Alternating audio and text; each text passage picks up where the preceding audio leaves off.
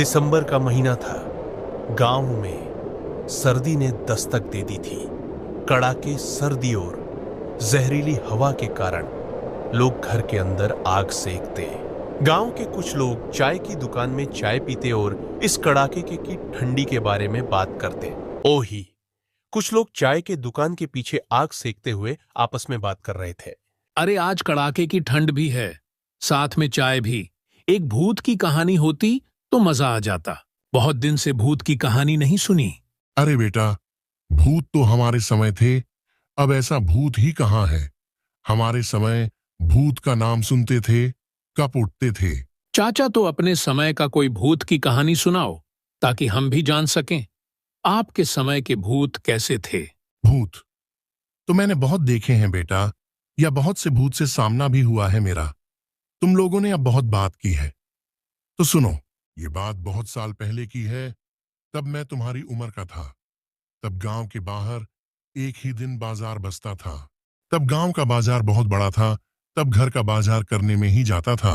ज्यादातर मैं सुबह ही बाजार करता था, लेकिन उस दिन खेत के काम के कारण बाजार जाने में देर हो गया। उस दिन मुझे घर लौटते रात हो गया। बाजार से गांव थोड़ा दूर था, मैं पैदल ही जा रहा था। मैं जंगल के रास्ते जा रहा था, क्योंकि ऐसा ही डर हो गया था। मैं चलते चलते जंगल के बीच मैं पहुंच गया था और चले जा रहा था। तभी कुछ देर चलते ही मुझे ऐसा लगा कि कोई साया मेरा पीछा कर रहा, लेकिन मैं मन का बहम समझ के चलता रहा।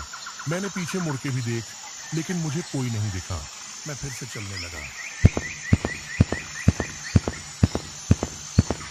कुछ देर चलते ही गांव के खंडर के पास एक काला साया सा कुछ दिखा। उसे देख के मुझे थोड़ा डर लगा, लेकिन थोड़ा हिम्मत जुटा के उसके सामने जाने लगा। खंडर के पास पहुंच के मैंने देखा एक चुड़ैल वहां पे खड़ी है। उसे देख के मैं वहीं पे बेहोश हो गया। उसके बाद क्या हुआ चचा? चुड़ैल क्या हुआ? आपको क्या हुआ? उसके बाद मुझे जब होश आया, मैंने देखा चुड़ैल मेरे सामने ही खड़ी है। उसने मुझसे कहा, मैं भी तुम्हारी तरह ही एक अच्छी इंसान थी। गांव की सबसे बड़ी किराने की दुकान हमारी ही थी। किसी चीज कोई कमी नहीं थी मेरी जिंदगी में। बड़ा घर, गाड़ी, बंगला, सब सुख था मेरे पास।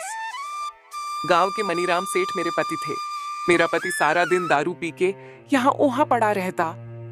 इनके दारू पीने के वजह से हमारी सारी जमीन बिक गई। फिर भी इन्होंने दारू पीना नहीं छोड़ा। दारू पी के जब सब कुछ बिक गया, कुछ नहीं बचा, तब इन्होंने मेरी जमीन बेचने की सोची, जो मुझे मेरे माँ बाप ने दी थी शादी के समय। जब मैंने अपनी जमीन बेचने से इनको मना कर दिया तो इन्होंने मुझे बहुत मारा।